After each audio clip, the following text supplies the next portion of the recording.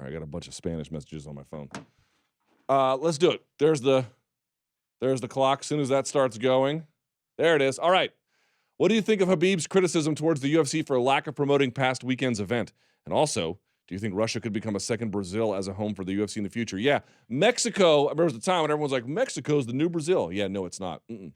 Russia might be. They have obviously Mexico has a very, very regal past and present in one combative art, but in a combative art that has a relationship to MMA, Sambo, also Olympic wrestling, just a natural crossover, and judo as well, although judo has some issues with the MMA community.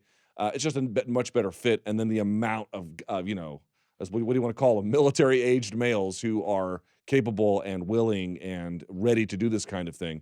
It's much more of a possibility that they'll be the new Brazil. In terms of the lack of promoting, I don't know exactly what he's referencing because I wasn't in St. Petersburg. It wasn't promoted here, but it didn't need to be. So I'm a little bit unclear about what the problem was. Next. Do you think Alistair Overeem will get another title shot before retirement? Ooh. That's a good question. You know what? I'll say yes. I'll be on the positive side. I will say yes. How about that? Next. Is the loss to Roxy a major setback for Shevchenko? Yes or no, and why? No, it is not a major setback. It's a setback. That much is clear.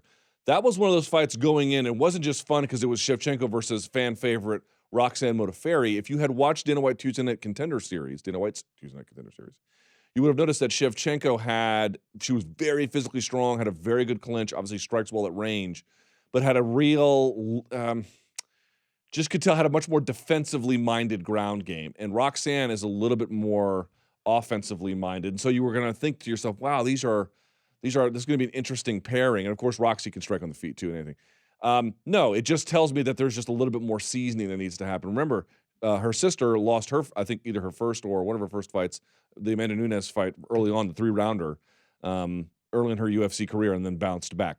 It does show she has some growth that needs to happen, and maturation, but no, it's not a major setback. Next.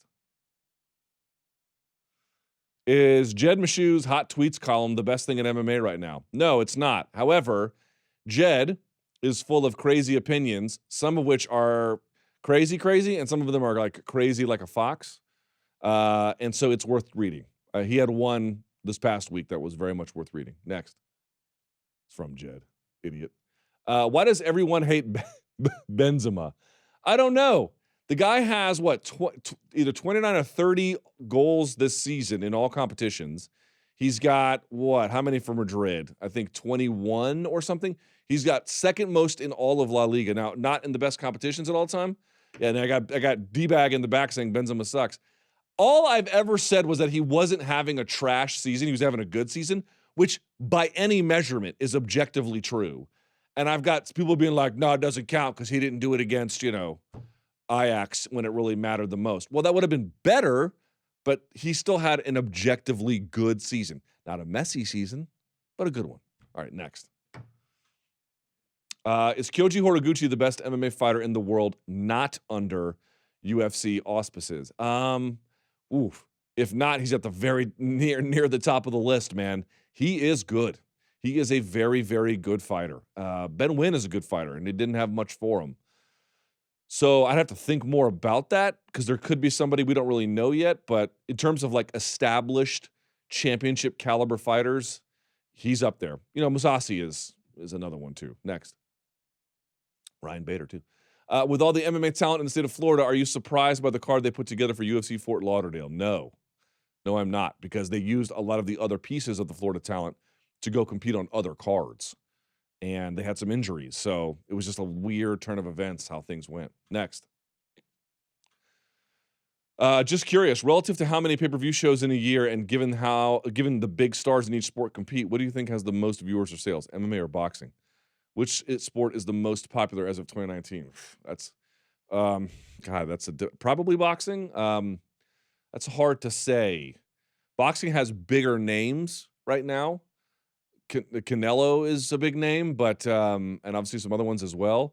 And there's a ton of money being pumped into there, but they're geographically quite different where they're popular and whatnot. So one more. Do you believe Israel Adesanya versus Robert Whittaker can sell out the stadium in Sydney? Fits 83,000 people, also referred to as Stadium Australia. By themselves, I'm ill-equipped to answer that question, but if they put a baller co-main event on it, then I do think that they probably could. An Australian person would be much better suited to answer that question, but my hunch is maybe. I don't think that if it was just those two and then like a nubs card beneath it, I don't think that would get the job done. But those two and then like you got, I don't know, let's think about something. When would they fight? Sometime in the summer or something, fall? Man, if you put like, let's just say you put Habib and Dustin in the co-main there, yeah, that might do it.